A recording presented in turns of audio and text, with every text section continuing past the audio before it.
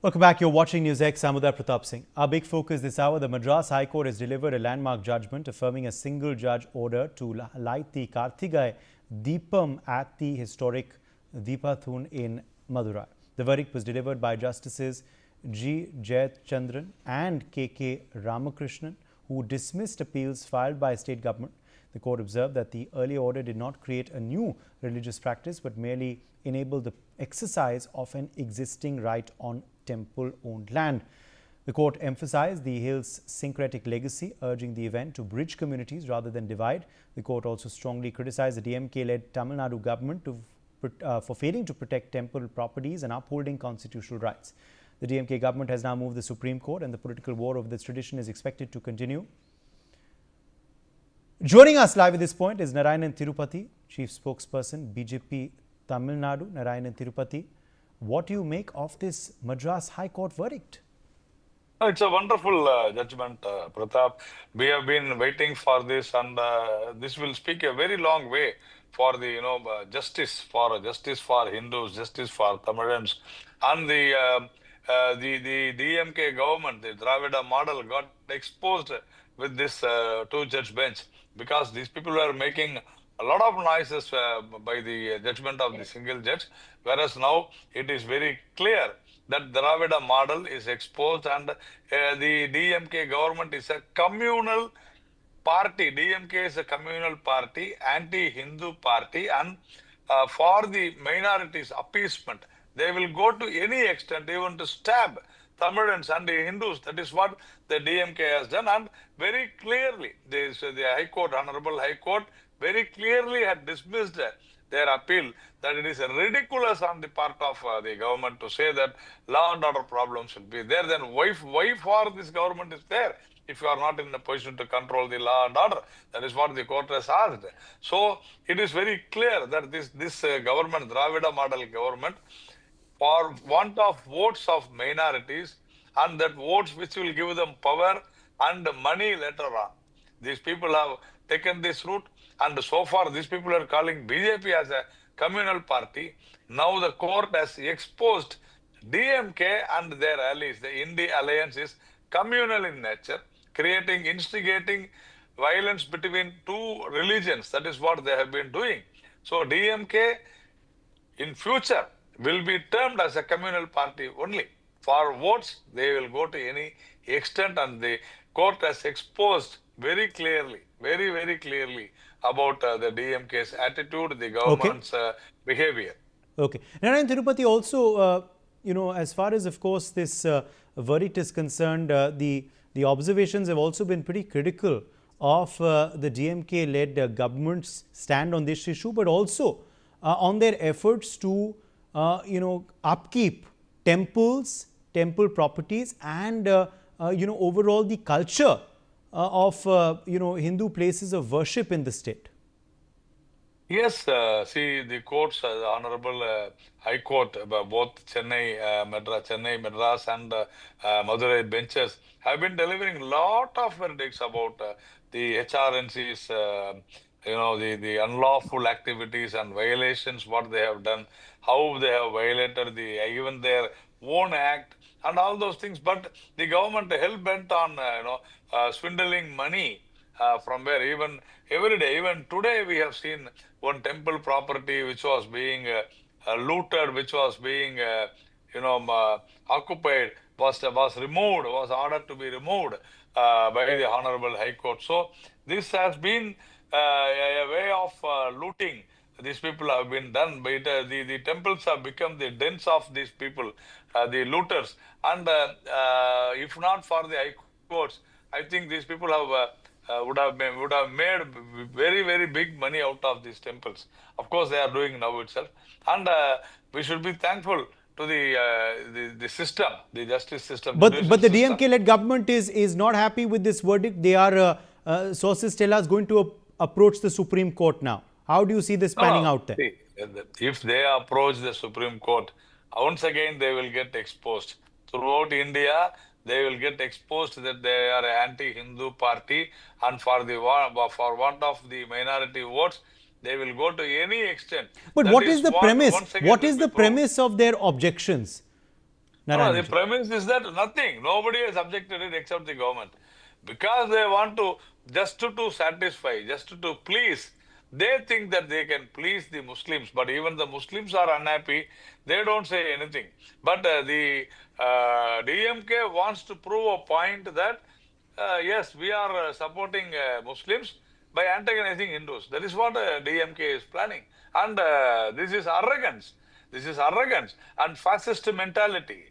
They say that we are government, we know what to do. That is what they are saying.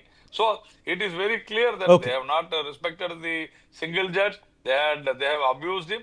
Now, even the two-judge bench, they are saying that they have erred in their judgments. They don't know. They say that judges don't know about law and order. That is what the DMK spokespersons are saying today. My final question then to you, it's an election year in Tamil Nadu. Is this going to be raised? Is this becoming then a political issue for the elections See, as well? this is not a political issue, but it has become a political issue because of the DMK's bad mouth. They have unwantedly they have lifted this issue into a very big communal tension, and this is going to cost the DMK like anything. Yes, it will become a political issue because the DMK, in order to woo the minority votes, unnecessarily touched the fare Okay. without knowing. That is what has happened. All right, Narayan Tirupati of the BJP, thank you very much Thank for you. joining us with your view on this story. T.S. Ramakrishnan, political analyst, is also with us live on the broadcast. T.S. Ramakrishnan, it has become a political issue now amidst the BJP there. It is an election year in Tamil Nadu. How do you see this really panning out now with the state government now making it clear that they will approach the Supreme Court against this verdict? No, earlier also they have approached the Supreme Court after the Madurai The single judge bench, yes. and division bench has, given the verdict, interim verdict. So the Supreme Court refused to, give any hearing to that, and they said that it is not an urgent plea. So they know that they try to bring their politics and their whatever it may be, appeasement politics or whatever it may be, to the Supreme Court, and that they don't want to entertain such things. So essentially, it is the DMK believes that.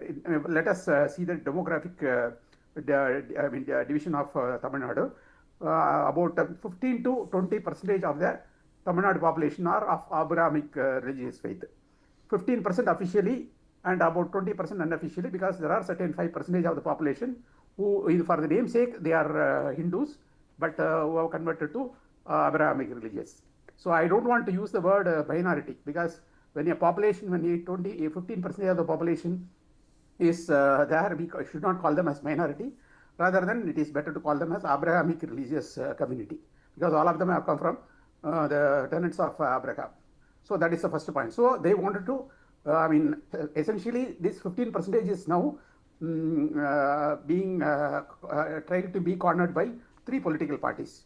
One is DMK, another one is TVK of Vijay, and then there is one more party called Nam Tamizhar of Seeman. So all the three parties have, DMK has gone to the level of, because being in government, they have, they think that they can lick the maximum dust from the foot of Abrahamic religious people than the other two.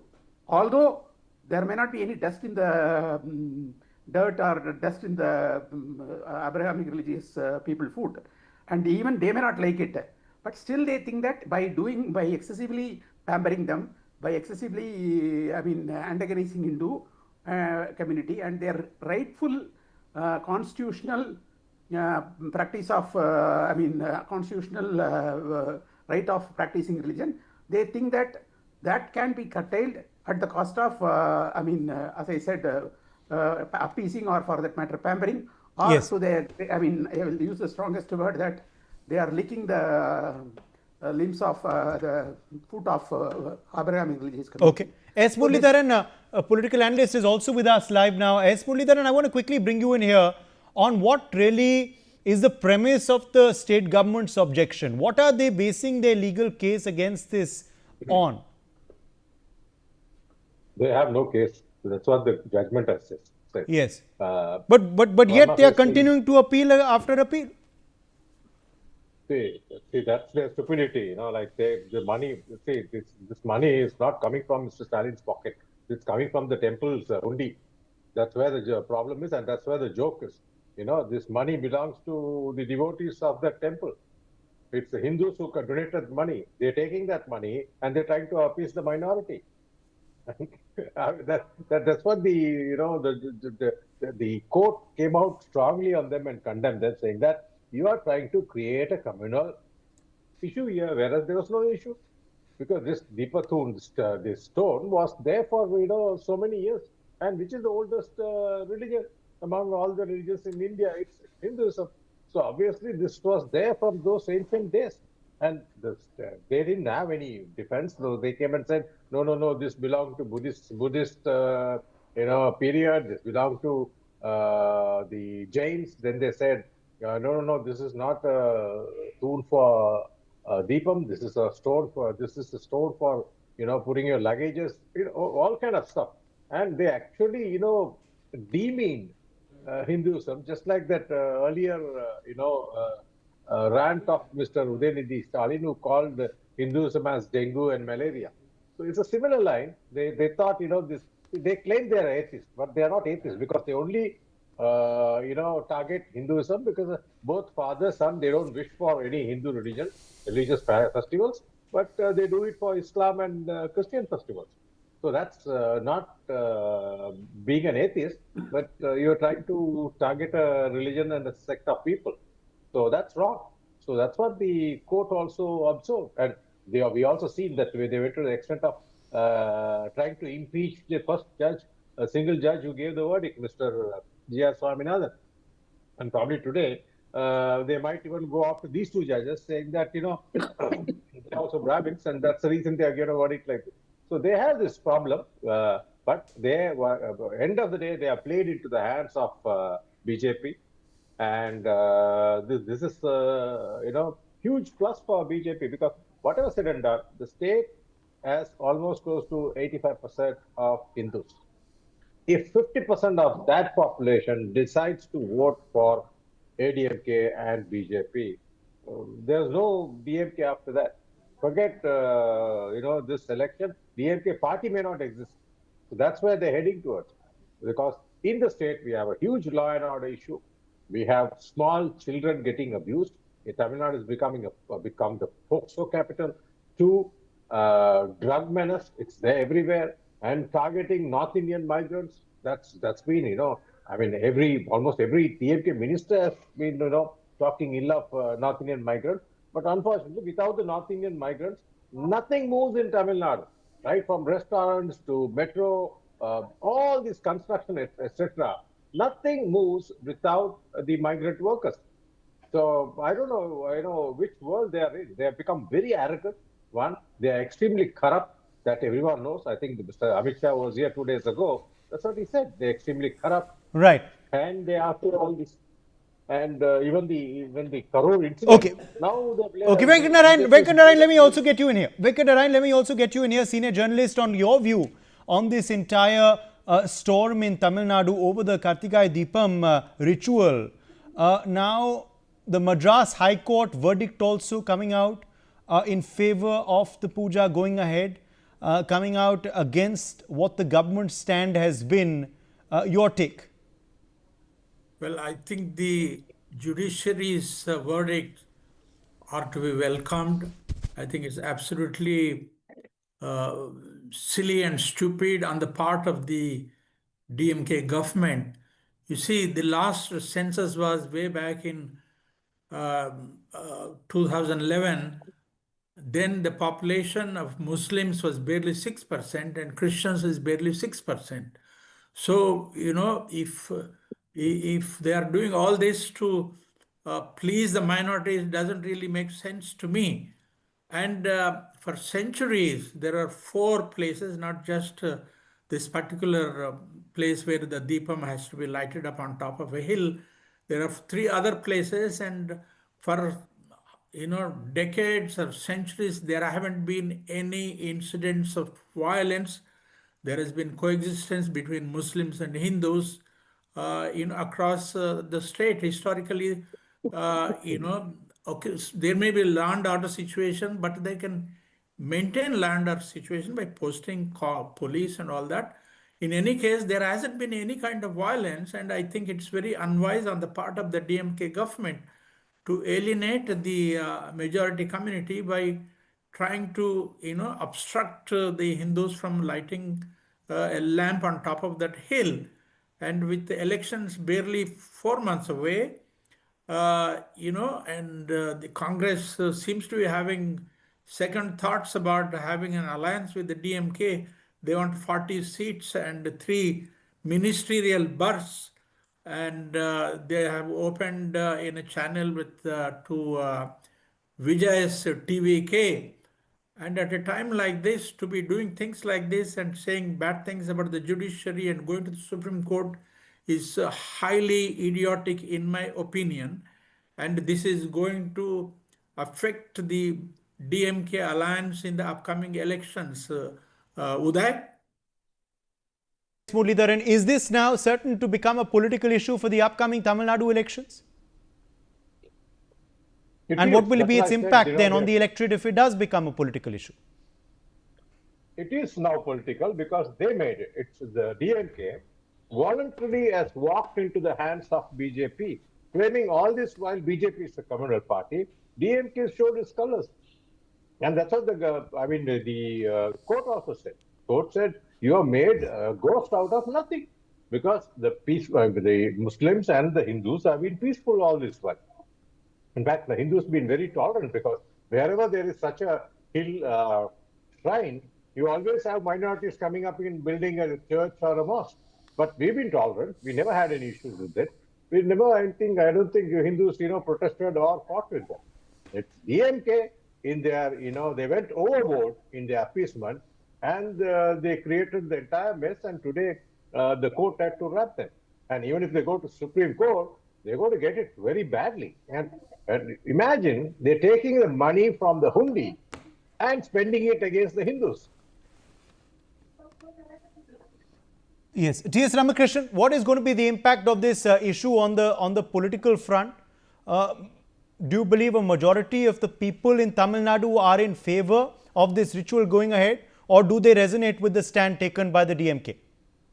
No, they are very much in favor of celebrating this festival because irrespective of the caste and community, Lord Murugan or Subramania worship is prevailing in Tamil Nadu like anything. So it is like, for example, all my forefather names are always with Subramaniam. So Lord Muruga is part and parcel of our household thing. It is true for every family in Tamil Nadu. So there are the Arubadi Vidus, and then there are plenty of Murugan temples, and this is like a home god for us actually. They are the deity for every family. So certainly people don't generally like the way the DMK government has been handling it. But DMK is thinking that there are certain things. Old habits die hard, old beliefs also die hard. So DMK thinks that by deliberately antagonizing Hindus, they can win the hearts of the Abrahamic religious people. So that is what they are saying, because there are 2 more parties which are vying for the Abrahamic religious vote. So they wanted to be on the forefront and garner as much as possible. So that is the whole crux. But they have not calculated the consequences of losing or the Hindu majority votes. They think that it will come like the way it has come earlier. But again, one election is not like the previous election. Things are always, society is moving. So the politics is fluid. And so certainly we are not sure whether the DMK believes of winning the election by appeasing the Abrahamic religious people can succeed or not. It is too early to say, but the churning is that DMK is on the way out, provided the opposition gives really a tough fight. It can't be actually because they have power, they have money, they have muscle, everything. So without putting their act together, ADMK BJP alliance cannot actually win this election. It is not going to be that much easy. Fine. And another 2 points I want to make it I request to the judiciary is that, see, judiciary always catches the bureaucrats. They never catches the politicians, because that is the way it should function, and this is what actually this happened in this case also.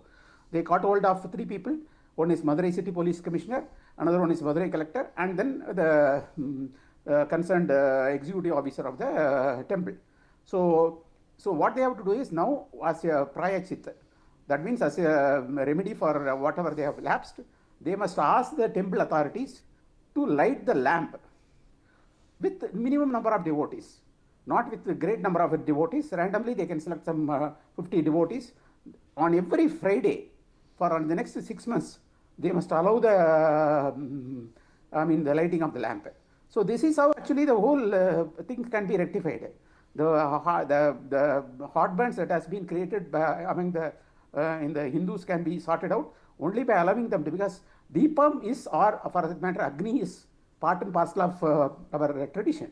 We have from the beginning of our life till the end of our life, we have been associated with Agni. We consume our body to the Agni because we wanted to see that the soul liberates from the body at the earliest and leave. That is the reason why we do that more than putting the body under the earth. So everything is as a meaning, and the court also should take notice of that. So, but anyhow, the DMK government will try to drag this matter as much as possible by going to the Supreme Court, and then even if the Supreme Court give a judgment, I don't know when they will give the judgment. Even if the Supreme Court give a judgment, they will again submit a review petition, and then after review petition also, what they will do is they will drag it, and then you have to go for a contempt of court. And the second thing is about the officials. There are 3 officials involved. See, officials have to be, officials are the employees of the government, not the employees of the party in power. So that differentiation should be always be there. So the court also should give exemplary punishment for the officials. So is it then highly? They must give 3 months imprisonment. So that yes, they have to face the consequences. So is it highly likely then, Venkat Narayan, that this verdict is likely to be upheld by the Supreme Court as well? Yeah, I would reckon so. I mean, it's common sense. How can the Supreme Court, deny the opportunity of the Hindus to light this lamp on top of the hill, which has been going on for centuries, for God's sake? And if the DMK, I'm afraid, is asking for trouble, as you know, they say that Vinasha Kale Viparita Buddhi. The history of elections in Tamil Nadu is that no party gets re-elected for a second term, except only once Jayalalitha did that. And so the DMK's days appear to be numbered and so I think they have made a very, very serious mistake here, and this gives a great opportunity to the BJP to try and exploit this by projecting the DMK as a anti-Hindu community and all that. And if anybody says that the DMK is doing all this to appease the minorities, I don't buy that, because Christians are only 6% and Muslims are also only 6%. So every 8th person is a minority voter in that state. So I don't see that a party banking on 1/8 percent of, 8th voter of the state is going to put them in office. I think they're gravely mistaken. I think this is going to become quite a serious issue, electoral matter. The BJP is going to exploit it to the maximum possible extent. And maybe the DMK may be on its way out if this thing is allowed to drag on, going to the Supreme Court, review petition and all that kind of stuff. Well, we'll be tracking how this story, of course, pans out. For the time being, we've run out of time. My thanks to our guests for joining us on this discussion. It's time for a very short break.